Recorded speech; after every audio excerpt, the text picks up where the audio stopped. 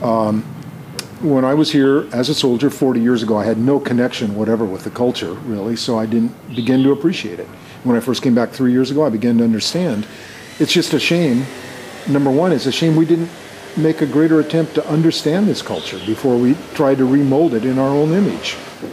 But I think the other thing, too, is you have to recognize that about 65% of the Vietnamese population are under 40, so they're not old enough to remember the war. And it's not played up greatly in the history in school. It's not played up a great deal in school. The Vietnamese government would just soon forget about it. And I think most of the Vietnamese would as well, even those who remember it. And that is the attitude we hear from the older ones who experienced it. The past is the past. Let's move on.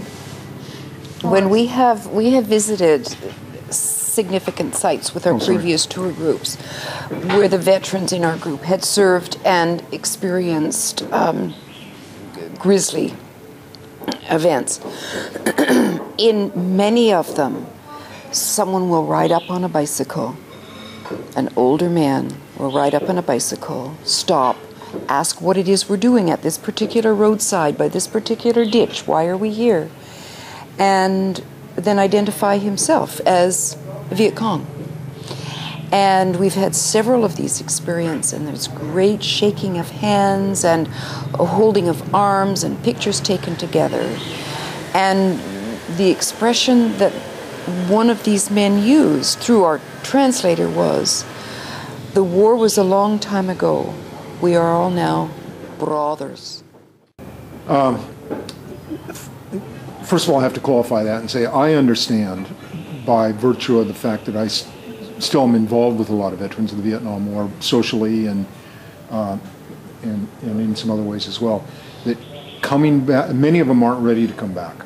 Many of them are still carrying some very, very negative baggage, and it wouldn't do them any good to come back here right now with that baggage. A lot of them are still suffering from PTSD and a lot of other disorders, and quite frankly, some of them are carrying some hatred around. And so there are a number of them that just aren't ready to come back, and a number that will never be ready to come back. But for anybody who's willing to open their mind a little bit and open their heart a little bit and come back, they'll find it a very different place. And probably the best part about coming back is seeing Vietnam today and the way it is now and the way the culture is now and the way the people are now enables one to replace any negative imagery they're carrying around from 1968 or 1971, replace it with the way this country is now. Just the way World War II veterans go back to Germany and Japan and replace their negative imagery with the way those countries are now.